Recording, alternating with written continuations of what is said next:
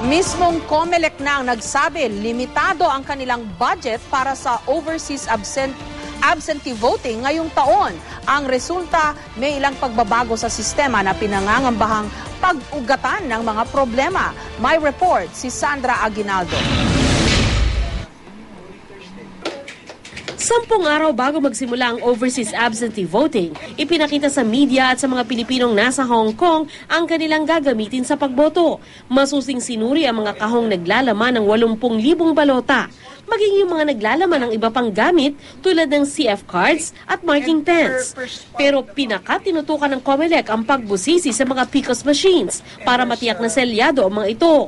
Mula sa 20 makina noong eleksyon 2010, 9 na lang daw ang gagamitin ngayon sa Hong Kong. 7 lang ang pagaganahin. Ang 2, gagamiting reserba sakaling magkaproblema sa overseas absentee voting period na tatagal mula April 13 hanggang May 13. Ibig sabihin nito, 10,000 voters na ang gagamit sa kada machine.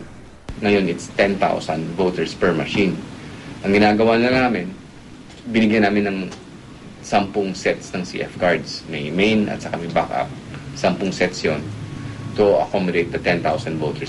Di naman maiwasan ng COMELEC na mangamba, lalo't inaasahang dadami ang mga Pilipino sa Hong Kong na sasali ngayong eleksyon. Papayagan na rin kasing bumoto ang mga dati nang tinanggal sa listahan, matapos hindi makasama sa 2 magkasunod na eleksyon. Ang kailangan lang nilang gawin, sagutan ang request form.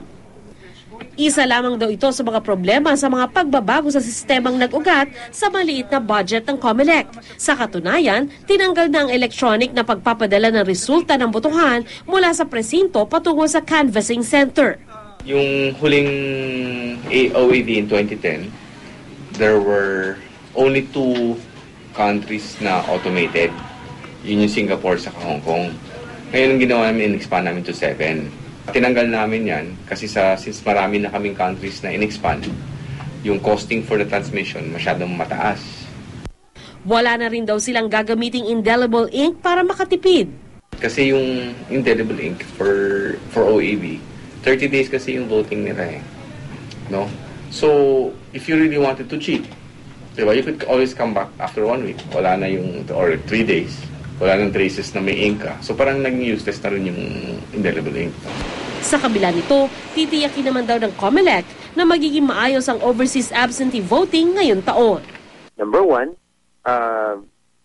if he tries to vote again in a different precinct, he'd have to cross countries and cross jurisdictions. And that's very, very unlikely. And second, we do have a centralized list where on a daily basis, we can update the database kung sino na ang nakaboto. Which means that if we're able to identify kung sino na nakaboto, if he comes back, he can't vote anymore. Right? So there's really no need for the indelible ink. Sandra Aguinaldo, GMA News.